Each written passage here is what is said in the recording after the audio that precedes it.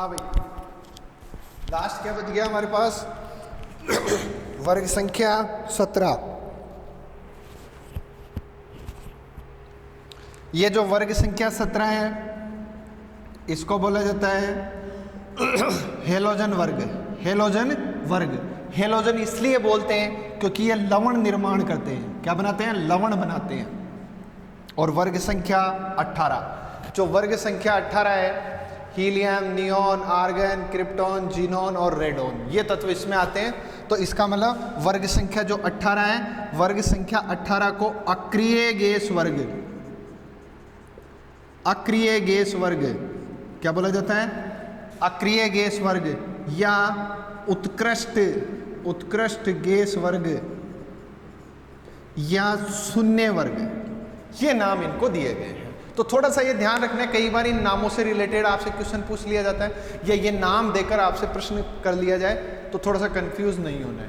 पहले वर्ग को सार धातु वर्ग, दूसरे को सार या मृदा धातु वर्ग, तीसरा वर्ग आवर्त सारणी का सबसे बड़ा वर्ग, वर्ग संख्या 11 को सिक्का धातु वर्ग, 12 को वाष्पशील धातु वर्ग, ठीक बात है, और 15 को निकोजन, 16 को चालकोजन, 17 को हेलोजन और 18 को अक्रिय गैस वर्ग, उत्कृष्ट वर्ग या शून्य वर्ग नाम दिया जाता है। ये पूरा एक वर्गीकरण है। जो जनरल वर्गीकरण है वो आपको लर्न आउट करना है या इसको आपको रीड करना है, अच्छे से इसको तैयार करना है, क्योंकि यही बेस है जिसके बेस पे हम तत्वों को निर्धारित करते हैं। ठीक बात है। देखो, अब इनको लर्न करने की कुछ ट्रिक्स होती है। जैसे यहाँ से स्टार्ट करते हैं, वर्ग संख्या 18, इसके लिए ट्रिक होगी हीना, नीना और करीना जीते रहना। 17 के लिए फिर कल बाहर आई आत्मा। 16 के लिए ओल्ड स्टाइल से टीपो। 15 के लिए नेपाल, पाकिस्तान, ऑस्ट्रेलिया सब बिकारी। 14 के लिए काशी गए शंकर प्रभु। 13 के लिए बैंगन, आलू, गाजर इन थैला। पहले वर्ग के लिए हे ली ना की रब से फरियाद, बेटा मांगे कार स्कूटर, बाप रोए। फिर डी खंड को आप वर्ग वाइज भी ट्रिक है, पर आप इसको वर्ग वाइज करने की जगह आप इसको आवर्त से लर्न करें तो आपके लिए इजी होगा। पहली चीज़। दूसरी चीज़, इसके जो मैक्सिमम क्वेश्चन है वो सीरीज के बेस पे पूछे जाते हैं, 3D series, 4D series, 5D series. तो इसलिए इसकी जो ट्रिक्स है वो ऐसे वाली यूज में लेनी है आवर्त के अकॉर्डिंग, लेफ्ट टू राइट। मतलब साइंस टीचर, विनीता, क्रो, मानी, फिर कोई, निकला, कॉपर, जिंक।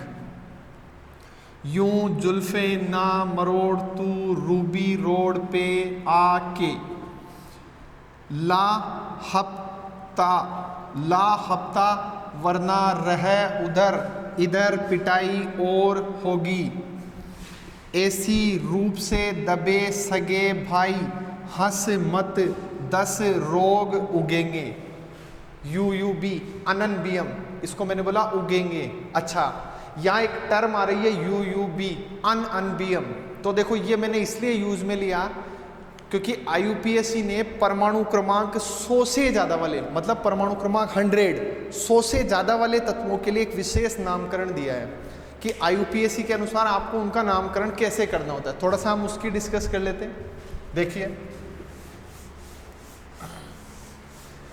जो भी तत्व परमाणु क्रमांक 100 से ज़्यादा आते हैं उनके नामकरण के लिए IUPAC ने एक रूल दिया और उस रूल के अकॉर्डिंग उन तत्वों को नाम लिखना होता है। उनको कैसे लिखना है देखो, हमने कहा परमाणु क्रमांक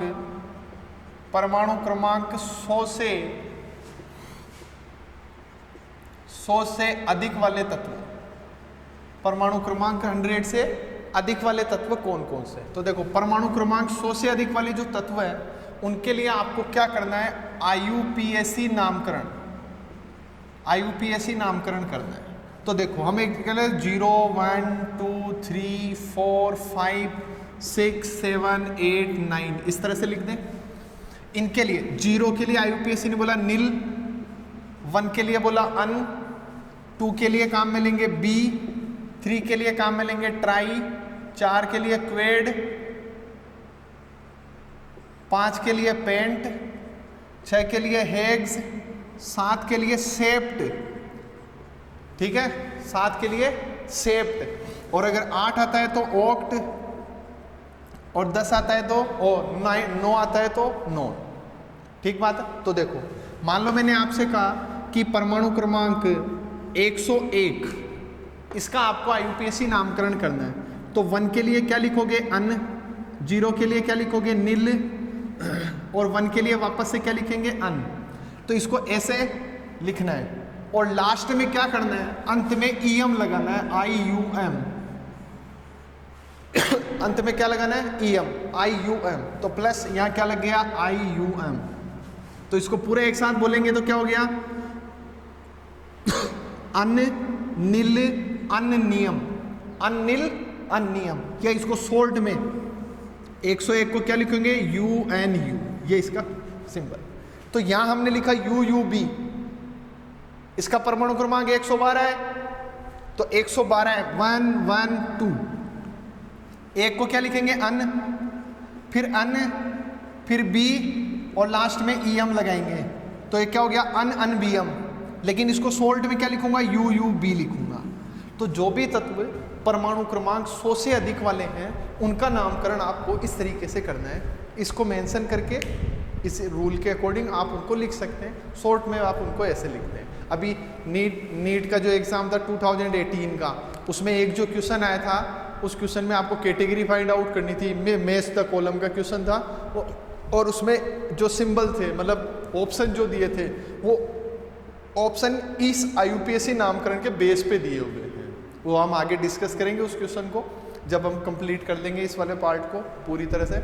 उसके बाद तो ये चीज़ भी आपको ध्यान रखनी है कि कितने परमाणु क्रमांक है। ठीक है, शॉर्ट में UNU लिखा हुआ है, इसका मीन 101 होगा, 112 होगा, 115 होगा, 118 होगा, वो चीज़ आपको यहाँ से डिस्कस कर बोलो कर सकते हैं। ठीक है, नेक्स्ट देखो,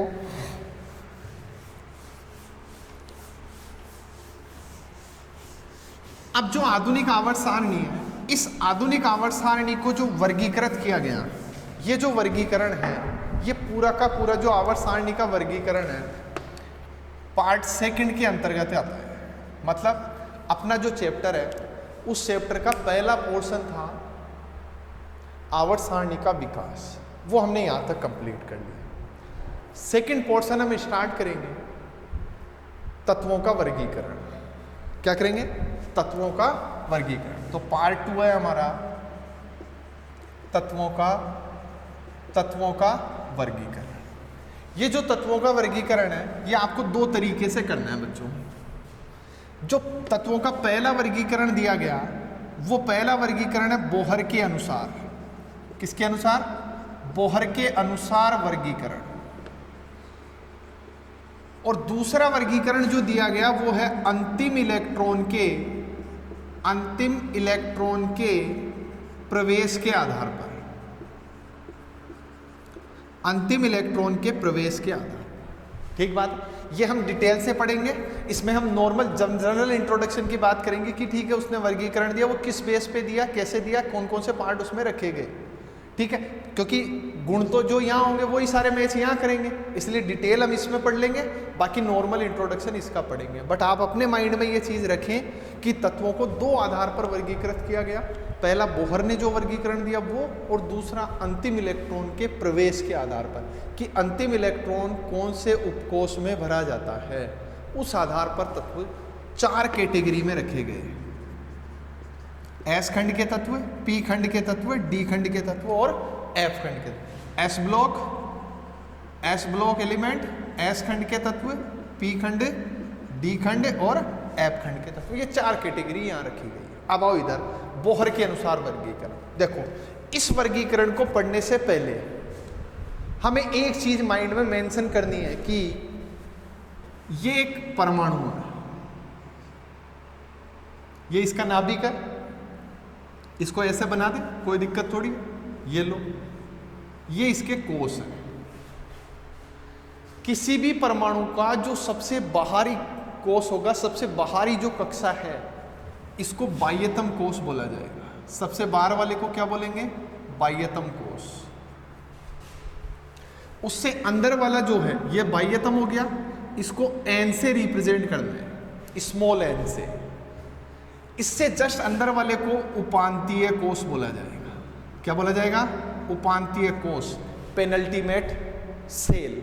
तो पेनल्टीमेट सेल है, इसको n-1 से दर्शाएंगे। इस बाह्यतम को किससे लिखना है? n से। बाह्यतम से अंदर n-1 से, और उसको बोलेंगे क्या? उपांतीय कोष या पेनल्टीमेट सेल। इसके और अंदर वाला जो है इसको बोलेंगे पूर्व उपांतीय। इसको क्या बोलेंगे? पूर्व उपांतीय कोष। और पूर्व उपांतीय कोष को n-2 से दर्शाएंगे। ये चीज इसलिए बता रहा हूं क्योंकि ये पूरा वर्गीकरण इसी से डिपेंडेंट है। जो भी वर्गीकरण में कैटेगरी बनेगी या जो भी तत्वों को बांटा गया है, वो कैटेगरी जो है वो किस पर डिपेंडेंट है? उपांतीय कोष, बाह्यतम कोष और पूर्व उपांतीय कोष पर। सबसे बाहर वाले कोष को n से दर्शाकर बाह्यतम बोलेंगे, उससे अंदर वाले को, जैसे ये बाह्यतम हो गया, इससे अंदर वाला ये उपांतीय होगा, इसको n-1 से लिखेंगे। इससे अंदर वाला पूर्व उपांतीय होगा और इसको n-2 से लिखेंगे। क्लियर? इसके बेस पे आपको बोहर का वर्गीकरण करना। और बोहर का जो वर्गीकरण है, जैसे यहाँ 4 कैटेगरी है इसमें, वैसे ही बोहर के वर्गीकरण में भी बोहर ने तत्वों की कितनी कैटेगरी रखी? 4 कैटेगरी रखी। नंबर 1, जो सबसे पहले जो तत्व रखे गए वो रखे गए अक्रिय गैस तत्व। बोहर ने पहले तत्व कौन से रखे? अक्रिय गैस तत्व। दूसरी कैटेगरी में प्रतिनिधि या सामान्य तत्व रखे। और तीसरी कैटेगरी में संक्रमण तत्वों को रखा, संक्रमण तत्व, ट्रांजिशन एलिमेंट्स। और चौथी कैटेगरी में आंतरिक संक्रमण तत्व रखे, आंतरिक संक्रमण तत्वों को रखा, इनर ट्रांजिशन एलिमेंट। ये 4 कैटेगरी यहां बनाई गई। इन 4 कैटेगरी में एलिमेंट्स को अरेंज किया गया। पहला अक्रिय गैस, दूसरा प्रतिनिधि या सामान्य तत्व, तीसरा संक्रमण तत्व और चौथा आंतरिक संक्रमण तत्वों को रखा गया। ठीक बात है? अब आप शॉर्ट में इस चीज को समझो। अक्रिय गैस तत्व, बोहर ने ऐसे कहा, ऐसे तत्व जिनका बाह्यतम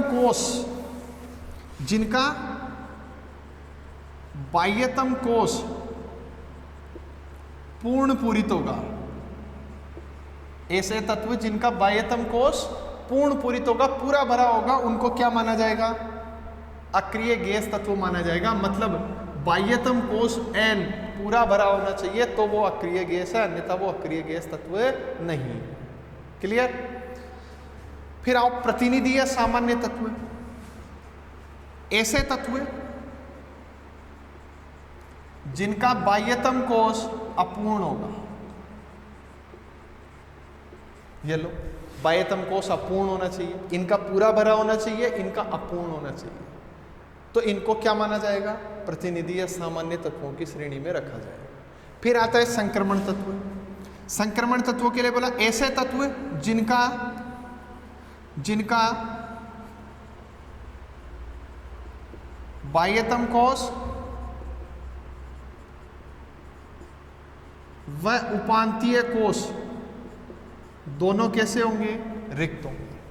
बाह्यतम कोष भी रिक्त होगा और उपांतीय कोष भी रिक्त होगा, उनको क्या बोला जाएगा? संक्रमण तत्व। और तीसरी कैटेगरी है आंतरिक, जिनका बाह्यतम, उपांतीय और पूर्व उपांतीय,